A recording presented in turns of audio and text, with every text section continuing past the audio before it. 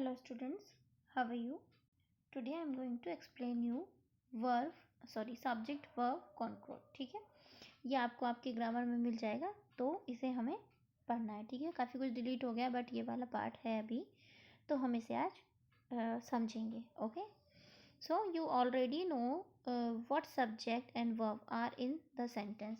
आपको पहले से ही पता है कि किसी भी सेंटेंस में सब्जेक्ट और वर्ब क्या होती है. ठीक है, लाइक राम इज ईटिंग, है ना, तो Ram is the subject and eating is the verb, right.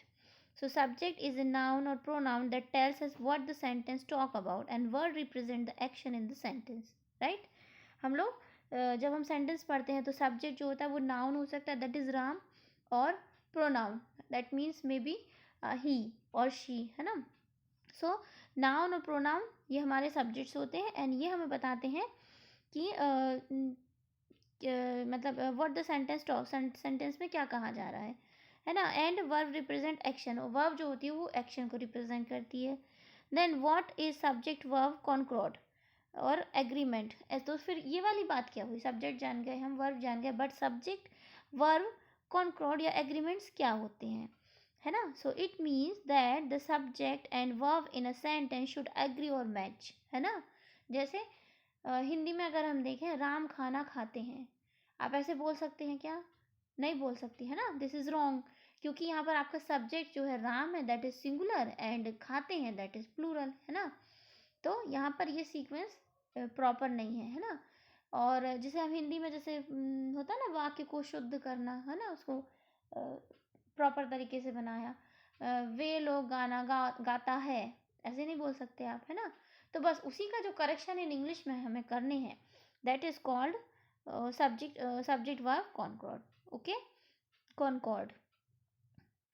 Okay, so इनका मैच होना ज़रूरी है, otherwise the sentence will not sound right. Sentence जो है वो राइट नहीं कहलाएगा. Let's understand the basic rules of subject verb agreements. Okay, so first rule is rule 1. wait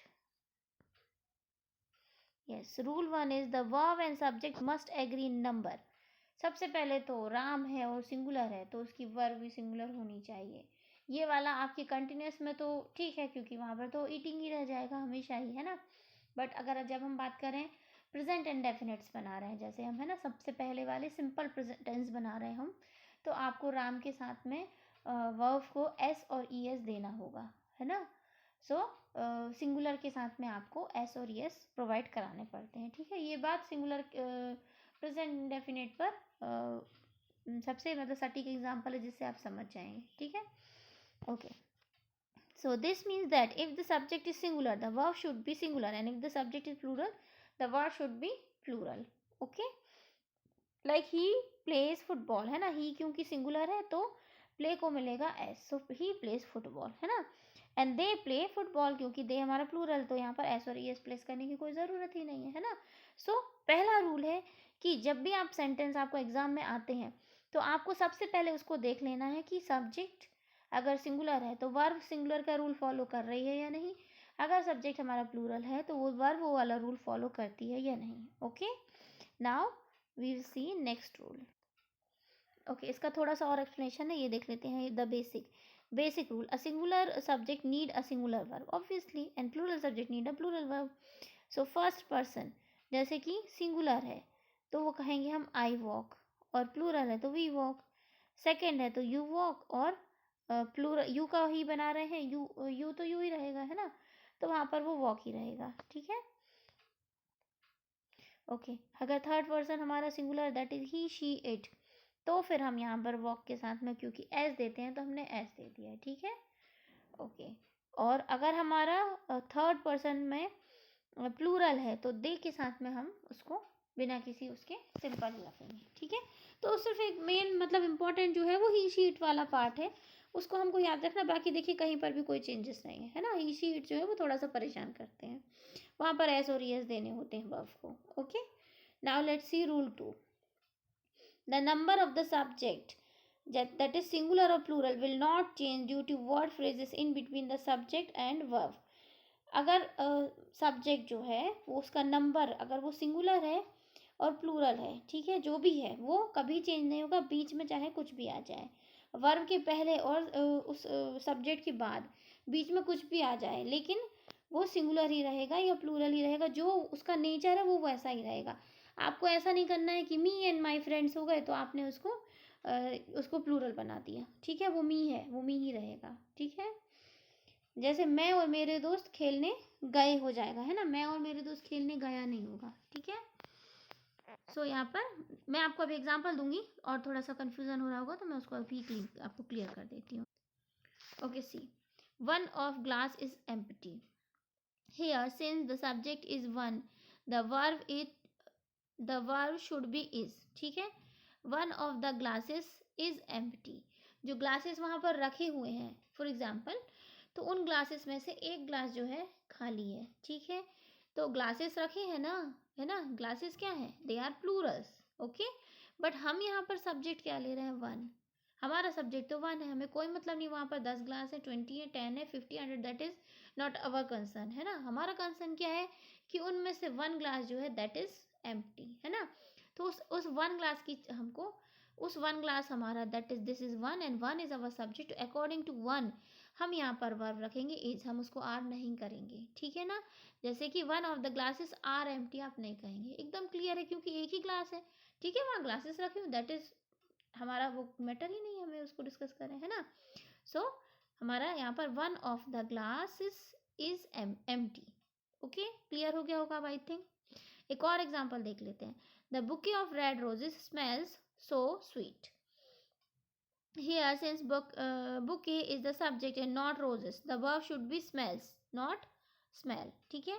देखिए बुके कहा गया है, हमें पता है कि बुके क्या होता है, वो बंच ऑफ फ्लावर्स होता है, बट बुके तो एक ही है ना, भले ही उसके अंदर प्लूरल में फ्लावर्स हैं, दैट इज ओके, बट हमारे पास बुके कितना है, ओनली वन, तो यहाँ बुकेज तो नहीं कहा गया, है ना। So the bouquet of red roses, red rose बहुत सारे भरे हैं उसमें, ठीक है। यस, तो बुके जो हो गया है दैट इज हमारा सिंगुलर, सिंगुलर सब्जेक्ट के साथ में अगर हम प्रेजेंट इंडेफिनिट बना रहे हैं तो हमें सब्जेक्ट को क्या देना, हमारे सॉरी वर्ब को क्या देना, क्या प्रोवाइड कराना पड़ता है, वी हैव टू ऐड या वी शुड ऐड एस और ई एस, राइट। सो हम यहाँ पर स्मेल को स्मेल नहीं स्मेल्स कहेंगे, ठीक है।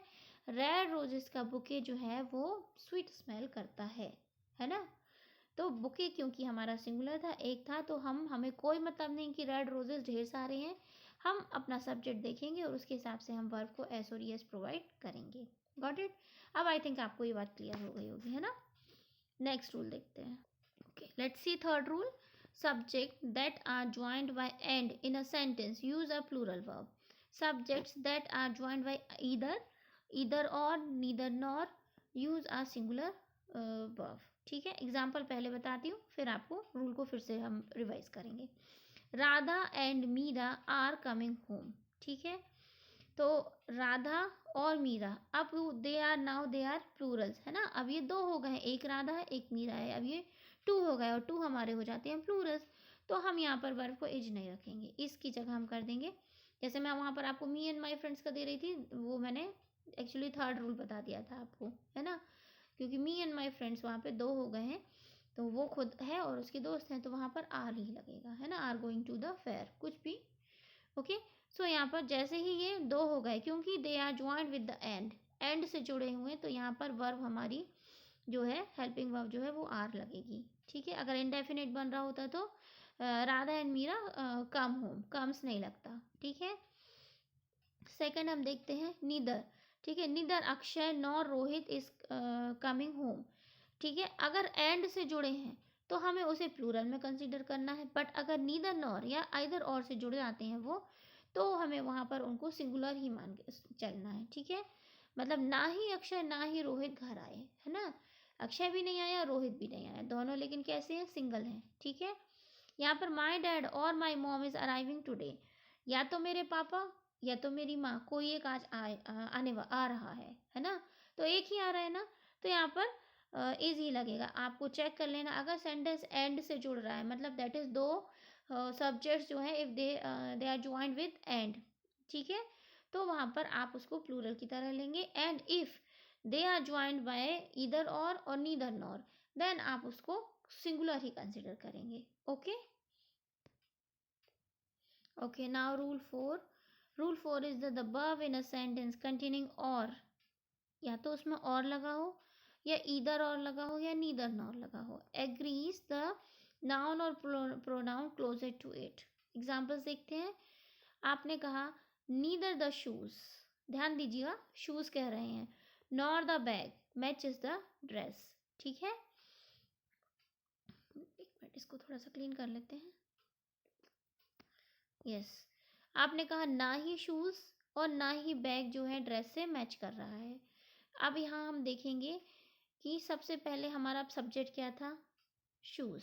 ठीक है, शूज हमारा सिंगुलर है या प्लूरल है, शू नहीं है, शूज है, सो दिस इज प्लूरल. तो अब हम जो हमारी वर्ब रखेंगे वो हम अकॉर्डिंग टू दिस सब्जेक्ट रखेंगे. ओके, इसके हिसाब से, शूज के हिसाब से ये जो है हमारा, वेट, सॉरी सॉरी सॉरी, थोड़ा सा बताने में कन्फ्यूजन हो गया, आई एम सॉरी. एक बार और उसको क्लियर करते हैं. Yes yes, neither the shoes nor the bag. जो बैग है वो हमारा, एक्चुअली मैंने सब्जेक्ट से मैच कर दिया था, उसको वर्ब से जो क्लोज है ये बताना था मुझे. ठीक है, तो हम इसे एक बार शुरू से शुरू करते हैं. जस्ट वो वाली बात सारी स्किप कर दीजिए, फिर से एक बार हम इसको क्लियर करते हैं. ठीक है, हम देखेंगे सबसे पहले कि अगर कोई सेंटेंस हमारा है, ठीक है, if the verb in a sentence containing, अगर हमारी वर्ब जो है सेंटेंस में बोले कि क्या चल रही है और साथ में, या फिर इधर और या नीदर नॉर उसने साथ में लगा रखा है. ठीक है, तो हमको पहले, अब हम कैसे करेंगे इसको, कंफ्यूजन है. तो पहले हमने, जब हमने सेंटेंस में देखा नीदर नॉर, इधर और, या तो और लगा हुआ है, ओ आर और. ठीक है, तो हम चेक करेंगे वर्ब कहाँ है सेंटेंस में. Find the verb, find the verb. Yes, matches, match या मैच या मैचेस. अगर वो रॉन्ग लिखा होगा, मे बी करेक्शन के लिए आएगा, तो भी आपको मैच लिख के देंगे वो, है ना. आपने फाइंड कर लिया कि वर्ब कौन सी हो जाएगी, मैचेस द ड्रेस, मतलब ड्रेस मैच करना है, तो मैच हमारी वर्ब है यहाँ पर. अब हम वर्ब के सबसे नियरेस्ट सब्जेक्ट कौन सा है वो ढूंढेंगे. हमारी वर्ब के सबसे नियरेस्ट सब्जेक्ट कौन सा था, बैग था. बैग हमने कैसा देखा, सिंगुलर है ना, बैग अकेला सिंगल है. शूज़ को नहीं देखना, शूज़ जस्ट इग्नोर शूज़. ठीक है, हम यहाँ पर हमारी वर्ब के नियरेस्ट जो भी सब्जेक्ट है उसके अकॉर्डिंग हम वर्ब में चेंजेस कर देंगे. ठीक है, अगर आपको ये वाले कैसे आ सकते हैं, आपका जो ग्रामर पार्ट आएगा 9th और 10th में जब, तो उसमें ग्रामर क्या है, एमसीक्यूज में आनी है, क्योंकि अभी पैटर्न काफ़ी चेंज हुआ है और कोविड-19 की वजह से उसको काफ़ी ईजी किया गया है. मैंने देखा, मुझे बहुत ईजी लगा, क्योंकि बहुत सारा एमसीक्यूज उसमें उनमें डालेंगे ताकि आप लोगों को ईजी हो. ठीक है, तो हो सकता है मैंने जो पेपर्स में आपके रेडी करूँगी, मैं भी उसी पैटर्न में दूंगी कि आपको मैं ग्रामर में क्वेश्चन लिख दूंगी और मैं आपको बोलूँगी कि करेक्शन करना है. और 4 एमसीक्यूज में आपके पास ऑप्शंस होंगे कि which one is the correct. उनमें से एक आपको मिल जाएगा कि शायद मैंने मैच को ब्रैकेट में लिखा होगा और मैं आपसे कहूँगी कि मैच का क्या फॉर्म यहाँ पर आएगा. तो आप यहाँ पर मान लो इसी सेंटेंस को मैं आपको एग्जाम में दे देती हूँ. ठीक है, बस यहाँ पर डिफरेंस होगा कि मैच आपको ब्रैकेट में लिखा मिलेगा, है ना, मे बी. तो आप यहाँ पर, या फिर लिखा होगा कि राइट है या रॉन्ग है ना. तो हमने देख लिया कि मैच हमारी वर्ब है और वर्ब का नियरेस्ट हमको मिल गया है सब्जेक्ट बैग. तो बैग के अकॉर्डिंग हमको मैच को बनाना है. तो हमने बैग सिंगुलर है तो उसमें, और प्रेजेंट इंडेफिनिट हमारा सिंपल टेंस है फर्स्ट वाला, तो हम यहाँ पर वर्ब को HIS देंगे. मैच को ES दिया जाता है तो हमने ES दे दिया है. ठीक है, neither the shoes nor the bag matches the dress. Got it. यहाँ तक कोई कन्फ्यूज़न तो नहीं है. जहाँ पर भी कन्फ्यूजन हो कॉपी में नोट करें और मुझसे पूछ लें. एक और एग्जांपल देख लेते हैं. Neither the bag nor the shoes. Just हमने इसी को सेम बदल दिया है. ठीक है, ना तो बैग और ना ही शूज़. अब हम यहाँ पर सबसे पहले गए मैच. मैच के नियरेस्ट हमने देखा शूज़, तो हम इसको चेंज करके मैच को मैचेस नहीं लिखेंगे, हम यहाँ पर इसको मैच लिखेंगे, क्योंकि सब्जेक्ट हमारा प्लूरल है. एकदम सिंपल है. ठीक है, नेक्स्ट रूल देखते हैं. Sorry. Okay, when the subject is followed. एक हमने देख लिया कि अगर हमको नीदर नॉर आइदर और लगा हो. ठीक है, ये वाले देखे हमने. अब हम देखेंगे कि इफ़ हमारा सेंटेंस जो है, if the subject is followed by, subject के साथ में कौन से वर्ड लगे हुए हैं, as well as, along with, besides, not.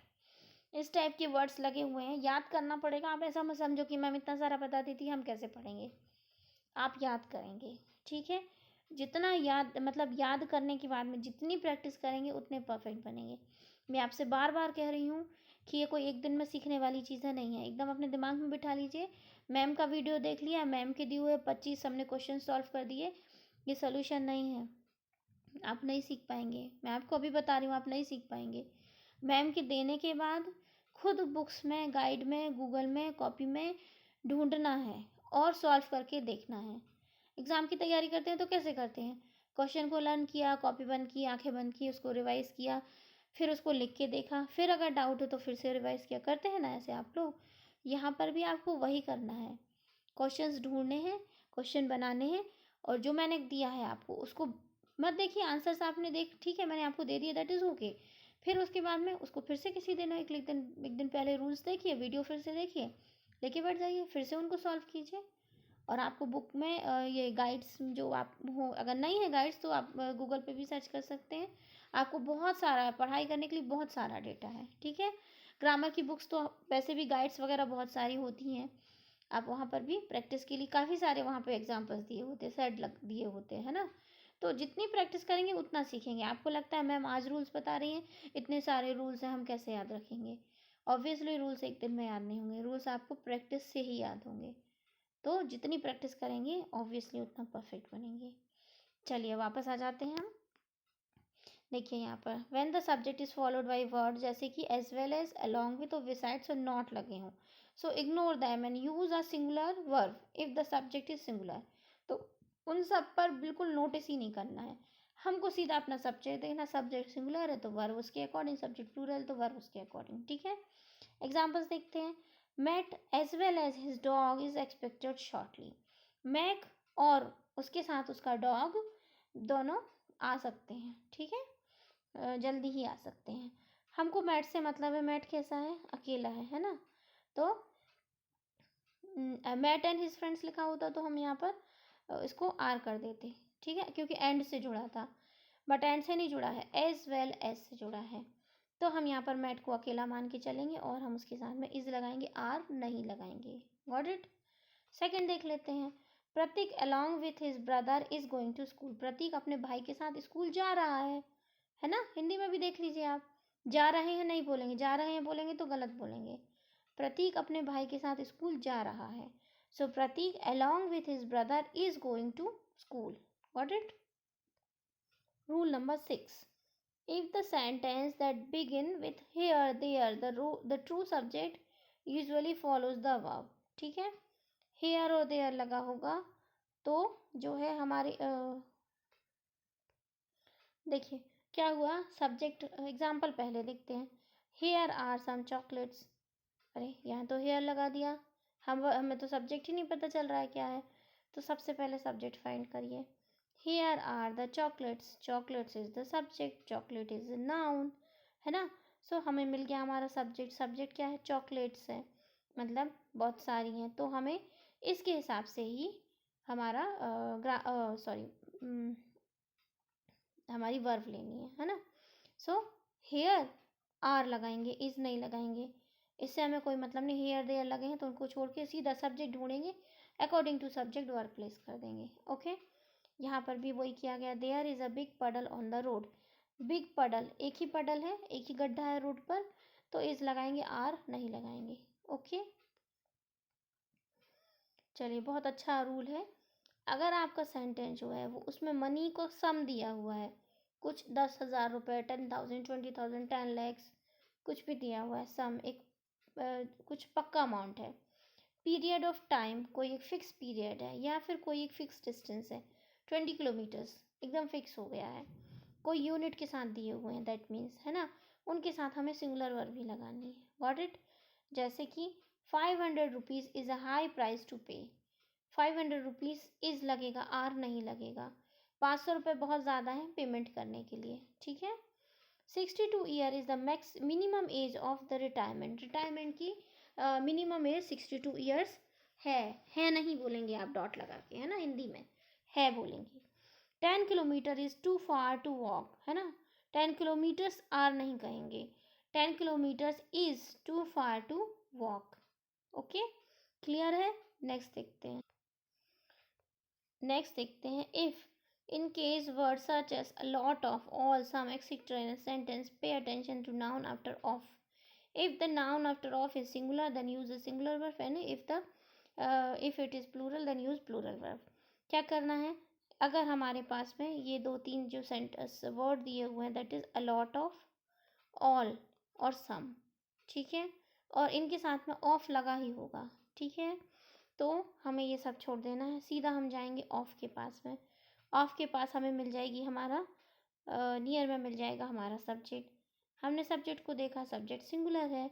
So all of the cake is gone, वो आर गॉन नहीं लगाएंगे, सारा केक चला गया, सारे केक चले गए नहीं बोलेंगे, ठीक है।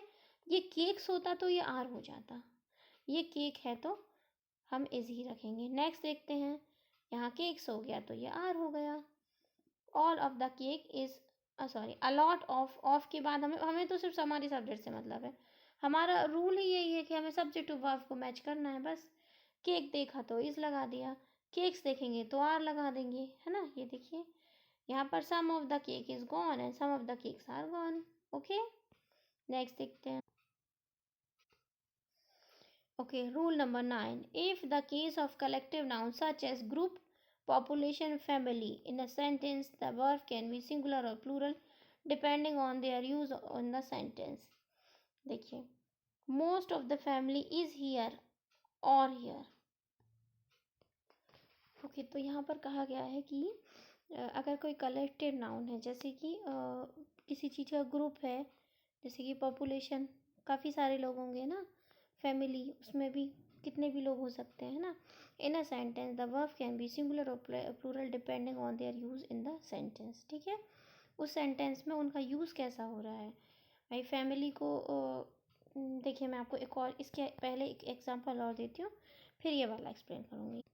सी, collective nouns can take either a singular or plural verb depending on the context text. So you could treat a collective noun as a singular if it is referred to a single entity and plural if it refers to a number of individuals, ठीक है। मतलब कि collective noun को आपको sentence में किस तरीके से ट्रीट करना है। अगर बात वहाँ पर उस ग्रुप को सिंगल लेके चली जा रही है ना, उस पूरे ग्रुप को एक लेके चली जा रही है, जैसे साइंस का ग्रुप टूर पर जा रहा है, तो वो उस एक ग्रुप जा रहा है ना, उसको एक सिंगल लेके चल रहे हैं, ठीक है। तो सेंटेंस में वहाँ पर वर्ब जो है सिंगुलर के हिसाब से यूज़ होगा। और अगर वहाँ पर उसको प्लूरल की तरह लेके चल रहे हैं, तो वहाँ पर वर्ब जो है वो प्लूरल के लिए हो जाएगी। एग्जाम्पल देखते हैं, देखिए, the family is United in its disapproval. Family जो है वो किसी एक बात के लिए एग्री नहीं थी, तो वो सारे मिल गए उस एक बात को मतलब कैंसिल करने के लिए कि नहीं नहीं, हम लोगों को ये चीज़ मंजूर नहीं है। तो फैमिली क्या है, सिंगल हो गई, किसी एक बात पे वो यूनाइट हो गई, जुड़ गई उस डिसीज़न को लेने के लिए, उन सब ने मिलके मना कर दिया है ना, तो वो सब मिल चुके हैं, तो यहाँ पर इज़ रहेगा। दूसरा देखते हैं, the family are talking separate holidays there this year. पूरी फैमिली अलग अलग, कोई कह रहा है शिमला चलो, कोई मनाली, कोई कहीं कोई कहीं, तो वो लोग क्या है आपस में एग्री नहीं है, तो अभी वो एक ग्रुप की तरह नहीं बिहेव कर रहे हैं, तो यहाँ पर वो आर हो जाएंगे। अब आई थिंक आपको समझ में आ गया होगा, है ना। इसके आगे मुझे सब जाना नहीं पड़ेगा कि आपको सेंटेंस का की बात को समझना पड़ेगा। सेंटेंस में उस ग्रुप को, पॉपुलेशन को ग्रुप की तरह लिया जा रहा है या फिर सिंगल लिया जा रहा है ना, वो आपको पढ़ने से समझ में आएगा। Okay, next, rule number 10, wait mark कर ले okay. So rule number 10 is the nouns such as mathematics, civics, news, etc. plural, while plural in form are singular in meaning and use singular verb, ठीक है। जैसे कि mathematics की बात करें, सो mathematics S लगा हुआ है, mathematics is very difficult for people.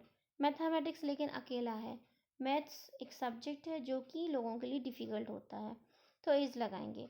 Second, the news is very saddening. वो जो न्यूज़ थी एक, वैसे तो हमें पता है न्यूज़ का क्या मतलब होता है, चलो यार न्यूज़ देख लें, मतलब खबरें देख लें, है ना। कोई हम एक न्यूज़ नहीं देखेंगे, वहाँ बैठेंगे तो हम 10-12 खबर सुन लेंगे एक साथ, है ना। सो हम वहाँ पर बहुत सारी चीज़ें देख रहे हैं, बट हम वहाँ पर उसको एक न्यूज़ की कह रहे हैं। So the news is very saddening, वो एक वाली जो न्यूज़ थी वो सैडनिंग थी, दुख दे रही थी, है ना। सो उसके अकॉर्डिंग ही हम लेके, ओके। सो ये जो चीज़ें हैं कौन सी, जैसे मैथमेटिक्स हो गया, सिविक्स हो गया, न्यूज़ हो गया, ये जो है ये रहते हैं हमेशा प्लूरल फॉर्म में है, but are singular in meaning, but meaning में सिंगुलर है ना। एंड यूज़, इसीलिए इनके साथ सिंगुलर वर्ब हम यूज़ करेंगे। ओके, नेक्स्ट है हमारा 11 rule number, in sentence that express a wish, request or contrary or fact to fact, the word were is use instead of was. मतलब कैसे, पहले एग्जाम्पल देख लेते हैं। I wish my sister was here, sorry I wish my sister were here, ठीक है। दूसरा है Aditya requested that she raise her glass. देखिए, जब भी सेंटेंस में कोई अपनी विश को एक्सप्रेस कर रहा है, कोई किसी से रिक्वेस्ट कर रहा है, या फिर वो किसी फैक्ट की बात कर रहा है, वहाँ पर अगर वॉज लग रहा है तो वॉज नहीं लगेगा, वर लग जाएगा, ठीक है। अगर वॉज और वर में से कुछ लगना है तो, ठीक है। कैसे, I wish my sister were here, ठीक है, क्योंकि वो वहाँ पर एक विश कर रही, इच्छा कर रही कि काश मेरी सिस्टर यहाँ पर होती, ठीक है। सेकंड है Aditya requested that she raise her hand, Aditya ने रिक्वेस्ट की कि वो शी रेज हर ग्लास, वो अपना ग्लास उठाए, ठीक है। सो रेजेस नहीं होगा, ओके, उसको प्लूरल की तरह लेना है क्योंकि कोई किसी से रिक्वेस्ट कर रहा है। सो यहाँ पर वर्ब को, वर्ब के लिए हम मतलब उसको सिंगल प्लूरल की तरह ट्रीट करना है, मतलब जो प्लूरल में लगाते हैं वो यहाँ लगाना है। जैसे अगर हम प्लूरल में एस या एस नहीं लगाते तो हम इस सेंटेंस को एस या एस नहीं देंगे, ठीक है। इस एम आर की बात हो रही होती तो हम यहाँ आर लगा देते, ठीक है। वॉज वर की बात हो रही तो हम यहाँ पर वर लगाएंगे, वॉज नहीं। व्हेन इन सेंटेंस एक्सप्रेशन क्या हो, विश हो, कोई रिक्वेस्ट हो, या फिर किसी फैक्ट की बात की जा रही हो, ठीक है। ये आपके मेन 11 रूल्स मैंने आपको बता दिए हैं, एक्सप्लेन कर दिए हैं। आपको जिस भी रूल में प्रॉब्लम हो आप मुझे टेक्स्ट कर सकते हैं, आप कॉल कर सकते हैं, ठीक है। इसके बाद now I am giving you homework. Okay, so this is your homework. Choose the correct, wait, pen use कर लेते हैं, कन्वीनियंट हो जाएगा ना। Okay, choose the correct form of the verb that agrees the subject. वही आपको verb और subject और वर्ब को मिलाना है, मैच करना है। अनी एंड हर ब्रदर, इज लगे या आर लगेगा, एट स्कूल, ठीक है। जो भी लगेगा आपको उसको लगा के या आप अगर दूसरे पेन से भर देते हैं तो मुझे चेक करने में बड़ा आसान हो जाता है ना, अगर आप पेन चेंज करके भरते हैं तो आप इसको अगर चाहें तो ब्लू पेन से सेंटेंस लिखें और ब्लैक पेन से अपना आंसर फिल कर दें कि अनी एंड हर फ्रेंड ब्रदर के साथ में आपको क्या लगाना है। एक एंड वाला रूल मैंने आपको बताया है, ठीक है, वही वाला लगाना है इसमें। ओके, ऐसे ही आपको ये सॉल्व करना है। मैं आपको इसका PDF सेंड कर दूँगी, ठीक है, क्योंकि ऐसे तो आपको बहुत टाइम लग जाएगा। So I will send you PDF। ये आपका 1 पेज है एंड यस, ये 1 है, और ऐसे ही आपका 2 पेज, टोटली 23 आपके होमवर्क के लिए मैंने सेंटेंसेस दिए हुए हैं, ठीक है। मैं 23 का PDF आपको सेंड कर दूँगी। So do your homework, and कहीं पर भी कोई भी प्रॉब्लम होती है आप वहाँ पर अगर छोड़ते हैं तो आपको पता है मैं आपको फिल करके देती हूँ, और अगर आपके काफ़ी सारे रॉन्ग हो जाएंगे तो मैं आपको आंसर शीट भी सेंड कर दूँगी। और प्रैक्टिस करेंगे, बहुत सारी प्रैक्टिस करेंगे, सीखेंगे, और प्रॉब्लम होती है तो ma'am is here for you. Okay, या आज यहीं तक, till then take care, goodbye, thank you.